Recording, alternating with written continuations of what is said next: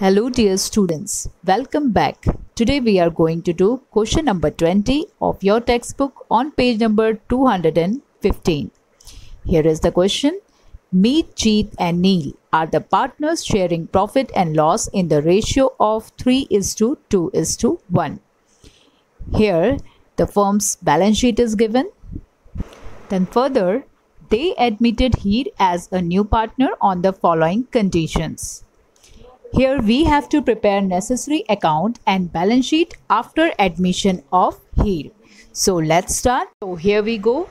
We will have to prepare revaluation account, then partners capital account, cash account, and balance sheet as on 1st April 2017 after admission. So let's start with the first information. In the first point, it is given that Meet sacrificed 1/8 share and Neil sacrificed 1/24 share from their profit in favor of Heer. In the second point, it is given that goodwill is valued at rupees 60,000. Heer will bring her share of goodwill in cash. So for this, first let us calculate Heer's share of goodwill. So before that, we need to know Heer's new share. In the first point, it is given that Meet is sacrificing 1/8 share and Neil is sacrificing 1/24 share from their profit in favor of Heer. That means Heer's new share is equal to sacrifice by Meet plus sacrifice by Neil. So 1/8 plus 1/24, if you solve it, you will get 4/24. 4/24 is Heer's share.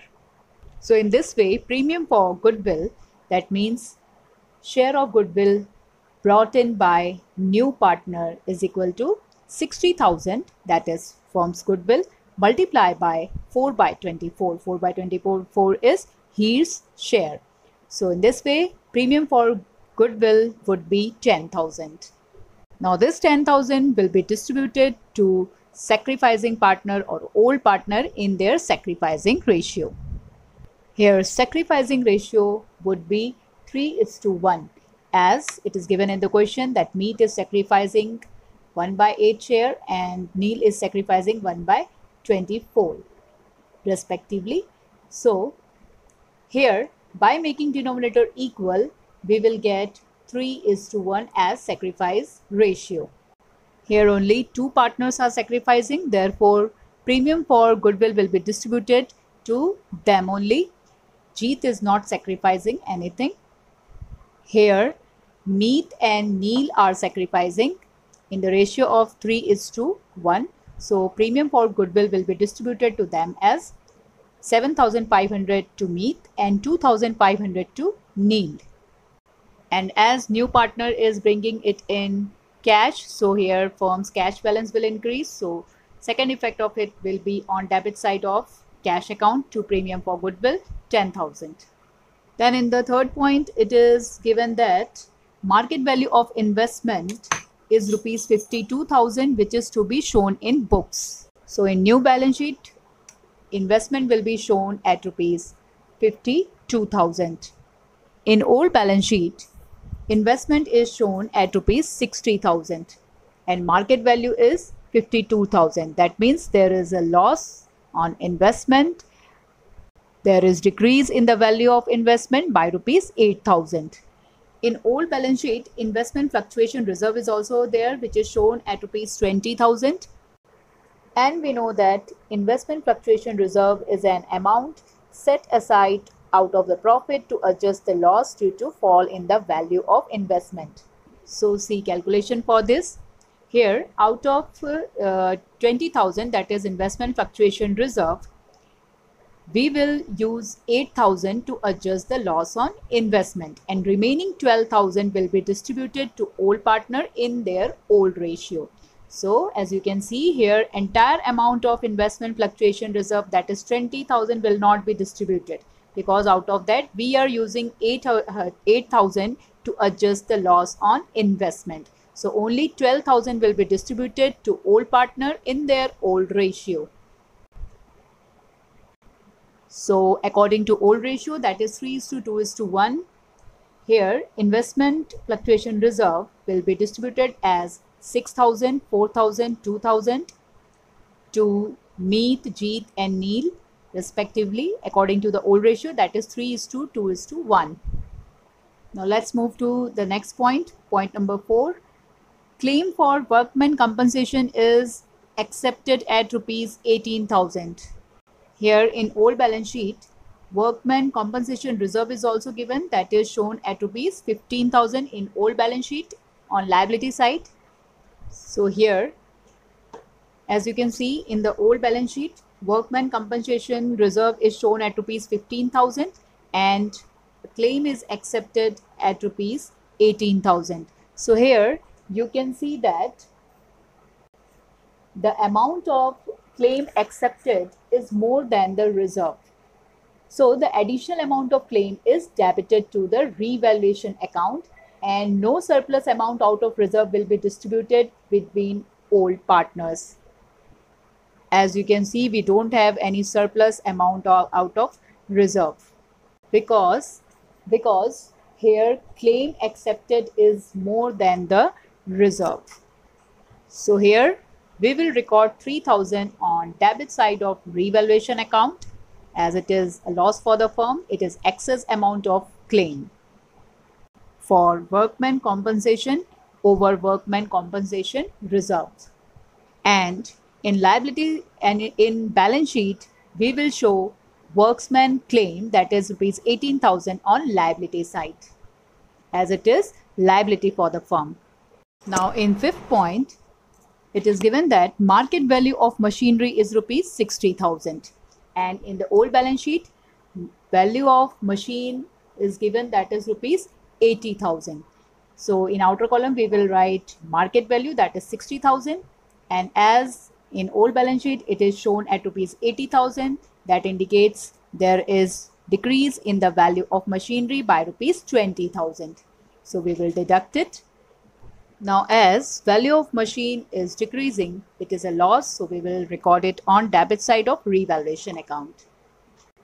Then in the same point, market value of building is given, that is 1,26,000. In new balance sheet, in outer column we will record 1,26,000 as the value of building, and as in old balance sheet it is shown at rupees 1 lakh. That means there is an increase in the value of building by rupees 26,000. And as the value of asset is increasing, it is a profit for the firm, so it will be recorded on credit side of revaluation account. Now in 6th point, it is given that Heer will bring rupees 50,000 as her capital in cash. So here in Heer's capital account, it will be credited 50,000, and in particular we will write by cash account, and second effect of it will be on debit side of cash account as here firm's cash balance is increasing because of Heer's capital. Now in the last point, it is given that capital of the partners shall be proportionate to their new profit sharing ratio, taking Heer's capital as base. So let us see calculation for finding out new profit and loss sharing ratio. Here we will apply the formula of new share, that is new share is equal to old share minus sacrifice. So first we will find out Meet's new share. According to formula we will put value. Here old share of Meet is 3/6 minus sacrifice is 1/8. Both the informations are given in question. So if you calculate this, you will find 9/24. Now let's see Jeet's new share. Here Jeet's new share would remain the same as old one because he is not sacrificing. So, but in order to make denominator equal, we will multiply it with 4. So when you multiply it with 4, you will get 8/24. Then Neil's new share. Neil's old share was 1/6 minus his sacrifice was 1 by 24. If you calculate this, you will get 3 by 24 as his new share. And his share we have already found out, that is 4 by 24. So in this way, new profit and loss sharing ratio would be 9:8:3:4. Now, as per the question, we will find out total capital of the firm by taking his capital as base. So his share is 4 by 24 and she is bringing capital of rupees 50,000. So if for 4 by 24 share capital is 50,000, then what will be the amount of capital if we assume total capital of firm as 1? So by cross multiplication, we will get 3 lakh. 3 lakh is total capital of the firm. Now, as it is given in the question regarding capital of the partners, that it shall be proportionate to their new profit and loss sharing ratio. So here total capital, that is 3 lakh, will be distributed according to new profit and loss sharing ratio in order to find out capital of each partner. So 3 lakh will be distributed according to new profit and loss sharing ratio, that is 9:8:3:4. So according to new profit and loss sharing ratio, we will get closing capital of each and every partner. Here capital of Meet is 1,12,500, capital of Jeet is 1 lakh, capital of Neil is 37,500 and capital of Heer is 50,000. And now we will show it in our new balance sheet. Meet's capital 1,12,500, Jeet's capital 1 lakh, Neil's capital 37,500, Heer's capital 50,000 and total is 3 lakh. Now, after recording remaining items from old balance sheet, now we will close revaluation account. So here we will get revaluation profit, that is 3,000, which will distributed to old partner in their old ratio and which will be transferred to partner's capital account on credit side.